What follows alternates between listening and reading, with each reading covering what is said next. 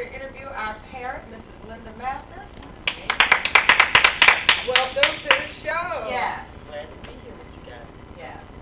Well, we're going to go over some back-to-school tips, and I love this because we have personal opinion from a mother here. So we're going to be asking her some questions. And feel free to call in right now, those who are viewing.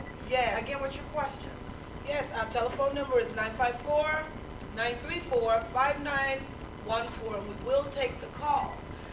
Or you may email us at Angie33313 @yahoo.com or LucretiaHines@yahoo.com. Before we start the interview with the parent, I just want to make sure that you registered your child. And some important information that you need for your registration is that you must have proof of residence. That includes a current telephone bill or electric bill, a rent receipt or lease or a mortgage statement or a mortgage commitment. Secondly, you can even use your automobile insurance, which is great, or you can use your voter's registration, right, which is great also. Right. Also, another evidence is original birth certificate to prove the child's age. So if you have not been in that school, you're going to need these documents. Right. If you're coming from another state to this state, you need to have evidence of the proper age, which will include the birth certificate or some type of official school document from the school that the child is transferring from. Also, if the child is going into pre-K, they need to have evidence of a medical examination, some type of treatment form. If they're going into 7th grade, they must have their shot. All the hepatitis series. Yes. If they do not torment or punish your child by taking them on the last minute to get all those shots at one time. Remember to keep their what does mean? My question. We're actually going to go next Friday to the doctor's office because it's my fault, and I should know better because I'm such a health nut. But that's what happens because, you wait till the last minute. But, yeah, my son will be receiving his last series of his hepatitis shots on Friday. But he's a big boy. Yeah, he is. And on top of that, he has a football game the next day. So he should be okay. He should be okay. Yeah. But, yeah, speaking of medical examinations, that's very, very important. Just every year to take your child to the doctor before school starts. Not only medical examinations, but dental examinations are very important, too. You want to make sure that your child goes to the dentist at least twice a year for their preventative dental care and health checkups. It's very important because you don't want any tooth decay going on because that's very painful once that starts. So take your child again to their doctor, their physician, and to their dentist before school starts. And start early with the children.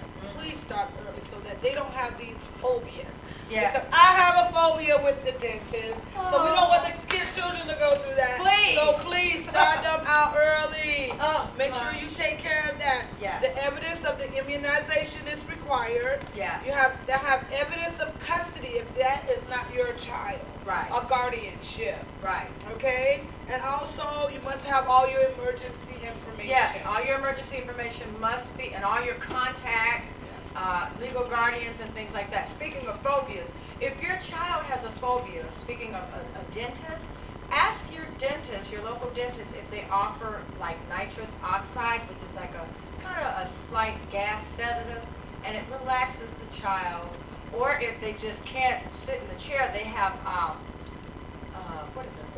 They have oral anesthesia that you can give that kind of knocks the child out. So again, we want to encourage you to, make sure your health for your child is on point before school starts. And I just have one other thing. They have implemented an anti-bullying policy. And what that is that because so many children that have committed suicide or have not even wanted to go to school because they are bullied at school. Their lunches are taken. At one time, that was just something that was funny.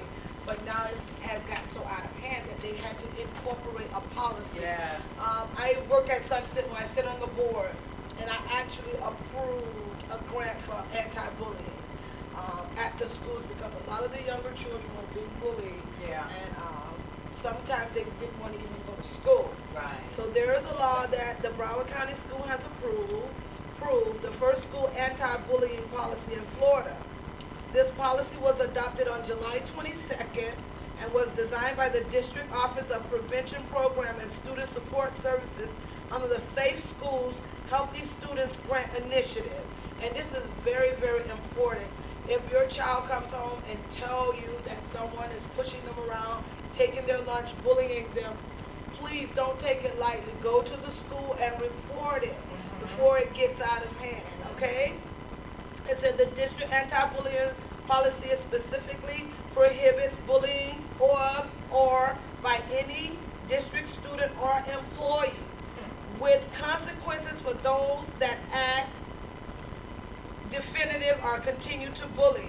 Bullying means systematically and chronically inflicting physical hurt or psychological distress on one or more student or employee. So you don't have to actually hit them, but if you're always telling me I'm stupid, if I'm dumb, if I'm ugly, if my clothes are not clean, if you're always pushing me around, that's important, because we have some children that are really, really humble, like your son, and he doesn't talk a lot, and people target those type of students who don't say much. Right. And so you just have to make sure if he comes home and say, "Oh, Mom, I just can't take it anymore," you have to go to that school and find out what's going on. And you don't, by for all means, for instance, and I know it's easy to do because, you know, I know I'm raised to respond and fight back, but that's not always the case. You don't want to say, so go and punch him in the eye and get him dead. You know, that's not the way that you do things. So I'm just going to go over some quick tips. When your child is bullied, number one, help your child learn how to respond by teaching your child how to, number one, look the bully in the eye, which I like that a lot, because when you're speaking to someone and you look in their eye, they have to respect you with that. Looking someone in the eye, that person owes you an amount of respect to respond back to you. So I like that. And when a person respects you, okay, they look at you differently. That's right. It says number two, stand tall and stay calm in a difficult situation. I like that too. I also like it takes a lot to walk away. I remember I walked away. It's hard to walk away. It really is. But sometimes that's best in a situation. No, it is. And you want to try to teach your children how to incorporate that. Be the peacemaker. Yes, be the peacemaker. Be the peacemaker, because you don't want to, you don't want your child getting, themselves in a situation that's difficult, because this day and age, they don't really, they arrest children now. They do. They arrest children now and send them to juvenile. So with the bullying, teach them how to walk away, to the best way you know how. Just try to instill it in them to be the bigger person, make peace, and just don't respond and walk away. It says also, teach your child how to say in a firm voice, I don't like what you're doing. Meaning, again, you're going to respect me. Yes. You're going to respect what I stand for.